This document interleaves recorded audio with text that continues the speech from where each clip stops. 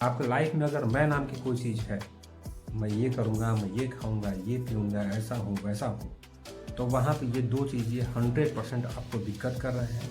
इसका मतलब ये होगा पूरी ज़िंदगी बीत जाएगी, लेकिन आप अपनी दिक्कतों से बाहर नहीं निकलेंगे। बस आप अपने बेवजह के अकड़ में रहेंगे और जिस टाइम पे मरेंगे, उस टाइम पे आपकी आँखों से केवल आँसू आएगा और केवल पछतावा होगा, समय गुज़र चुका हो। कोशिश करें कि इसके बारे में जानकारी दें।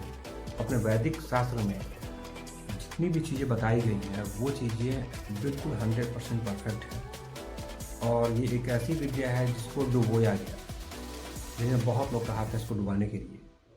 आप इसको पढ़िए, कोई भी हो, आप स्टूडेंट हों या आप किसी रोजगार में हो, कुछ भी हो, आप कोशिश करें कि अपने शास्त्रों को पढ़ें। और सबसे बड़ी बात क्या है, मैंने देखा है कि इस अपने पूरे देश में जितने भी लोग हैं जो वेद पुराण या शास्त्र पढ़ने वाले हैं, तो ये आधा ज्ञान वाले हैं। कुछ प्रवचन करने वाले हैं, वो प्रवचन ही करते हैं, उसका सार बताएंगे, अर्थ बताएंगे। हर आदमी एक ही सेक्टर में आकर के बिल्कुल रम गया और वही अपना प्रोफेशन बना लिया।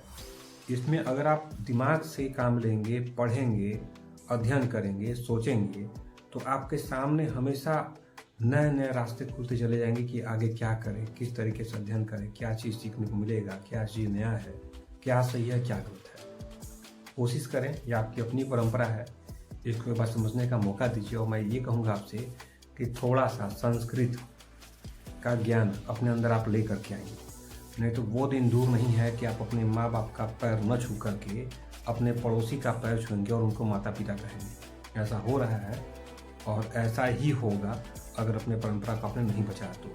सबका ज्ञान लीजिए, लेकिन जो आपके सब्जेक्ट हैं, जो आपके वेद पुराण हैं, जो इस पूरे वर्ड का एक माँ बाप है, आधार है, इसको पढ़ने का, समझने का जो लैंग्वेज है, जो पहला अध्याय, वो संस्कृत से ही शुरू होता है।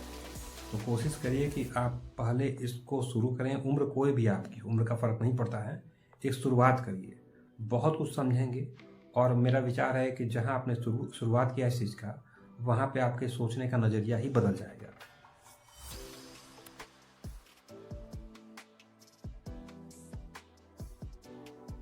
कंसंट्रेशन जहाँ पे टूटा, वहाँ पे ये चीज़ आपके हावी होती है। आपके लाइफ में अगर मैं नाम की कोई चीज़ है, मैं ये करूँगा, मैं ये खाऊँगा, ये पीऊँगा, ऐसा हूँ, वैसा हूँ, तो वहाँ पे ये 2 चीज़ें 100% आपको दिक्कत कर रहे हैं।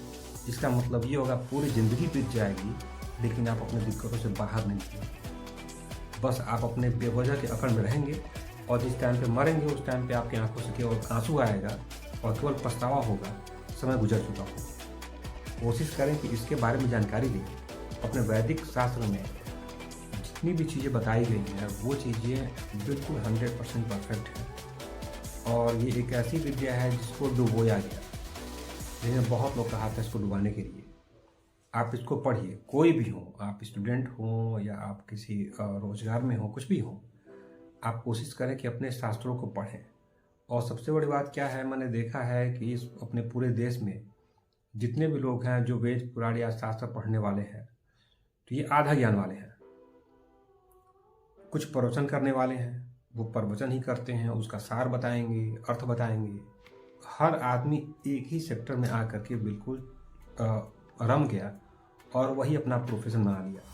इसमें अगर आप दिमाग से काम लेंगे, पढ़ेंगे, अध्ययन करेंगे, सोचेंगे, तो आपके सामने हमेशा नए नए रास्ते खुलते चले जाएंगे कि आगे क्या करें, किस तरीके से अध्ययन करें, क्या चीज़ सीखने को मिलेगा, क्या चीज़ नया है, क्या सही है, क्या गलत है। कोशिश करें, यह आपकी अपनी परंपरा है, इसको एक बार समझने का मौका दीजिए। और मैं ये कहूँगा आपसे कि थोड़ा सा संस्कृत का ज्ञान अपने अंदर आप ले करके आएंगे, नहीं तो वो दिन दूर नहीं है कि आप अपने माँ बाप का पैर न छू करके अपने पड़ोसी का पैर छूएंगे और उनको माता पिता कहेंगे। ऐसा हो रहा है और ऐसा ही होगा अगर अपने परंपरा को आपने नहीं बचाया तो।